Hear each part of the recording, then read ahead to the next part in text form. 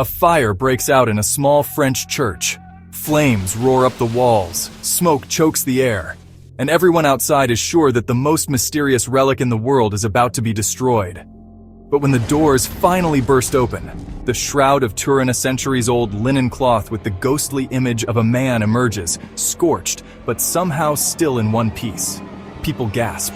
Some fall to their knees. This isn't just any old piece of fabric. It's a relic that has survived fire, wars, and fierce arguments. But what secret does that faint, haunting face really hold? And how did this cloth, marked by burns and bloodstains, become the center of one of history's greatest mysteries? To find out, we have to go way back to a time when the Shroud story was just beginning. But before we get to the origins, there's something even stranger about the image itself. If you look closely at the Shroud, you'll see more than just a faded outline. The image is so detailed, so anatomically perfect, that even modern scientists are puzzled. There are no brushstrokes, no pigments, and no sign that any artist's hand ever touched it. The man on the cloth bears wounds that match ancient Roman crucifixion practices, down to nails through the wrists, not the palms, which medieval artists almost always got wrong. Some have called it a medieval photograph. Others whisper about lost technologies, and a few even point fingers at famous geniuses like Leonardo da Vinci. But every theory seems to hit a wall. If it's a fake so good it's almost as miraculous as the real thing. But if it's real, well, that would change everything we know about history. Still, before we can figure out how the image got there, we have to figure out where the Shroud has been all these years. And that's where the trail gets really weird.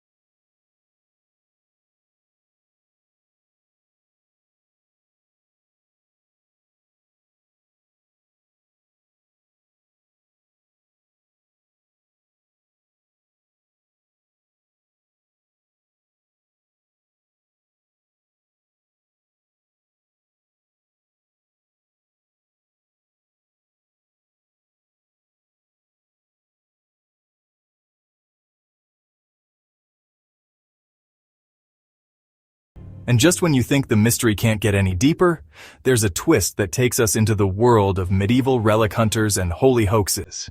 The Shroud isn't just a picture, it's a crime scene. Forensic experts have found traces of real human blood on the linen, along with pollen from plants that only grow around Jerusalem. Some say the blood patterns match what you'd expect from someone who suffered the same wounds described in ancient texts. But then, other scientists run experiments with mannequins and volunteers, finding that some of the bloodstains don't line up with how a body would have bled if it was wrapped in the cloth. The debate gets heated, with each side claiming the evidence proves their point. And just when you think you've heard it all, there's another twist. The Shroud has survived fires, floods, and even attempts to destroy it. How has it lasted so long? And why do people risk everything to protect it? The answer has to do with the wild world of medieval relics. In the Middle Ages, Europe was obsessed with relics, bones, scraps of cloth, even splinters of the true cross. Some were real, many were fakes, and all of them drew crowds and coins. The Shroud was no exception. A bishop in 1390 wrote to the Pope, calling it a clever trick to attract pilgrims and money. Yet, despite the skepticism, the Shroud survived fires, wars, and even attempts to destroy it. It passed through the hands of knights, dukes, and even the royal family of Savoy. Each owner guarded it fiercely, convinced they held a piece of history, or a powerful symbol, at the very least.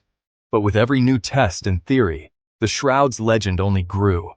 And that legend leads us to the final, most haunting question of all. After centuries of argument, the shroud still sits in its case, silent and enigmatic.